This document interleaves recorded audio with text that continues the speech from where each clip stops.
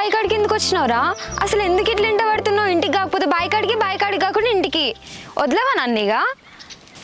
ఏదేమైనా సఖి విడువను నిన్నే ఒట్టుగా ఒట్టుగా చెబుతున్నాను. సింగర్ గారు, తమరు చాలా బాగా పాడారు. దయచేసి ఇక్కడ నుంచి పీకండి. ఆ ముక్కుపై పెట్టి కోపం తొక్కేసావే ముక్కే రంధం.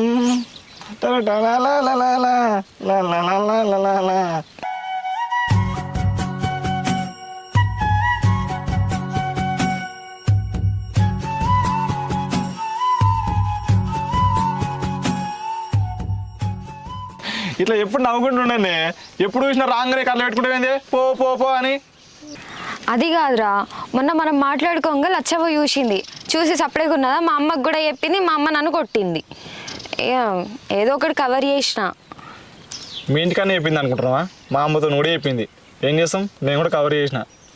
అందుకేరా మనం ఎప్పుడు పడితే అప్పుడు కలిసి మాట్లాడుకోవద్దు. మొన్ననే ఆమె చూసి ఇంట్లో చెప్పింది, మనం తన్నులు తిన్నాం. మళ్ళీ ఇప్పుడు కూడా ఎవరైనా చూసిరు అనుకో, మనకే కదా ఇబ్బంది. ఎందుకు చెప్పు? ఎప్పటికైనా తెలవాల్సిందే కదనే. ఏమన్నా అందరు చూనికి మనం ఏమైనా ఊళ్ళు ఉన్నామాయే? గీ ఊరు అవతల బాయి కాడ ఉన్నాం, గీడ మనల్ని కూడా చూస్తాడే.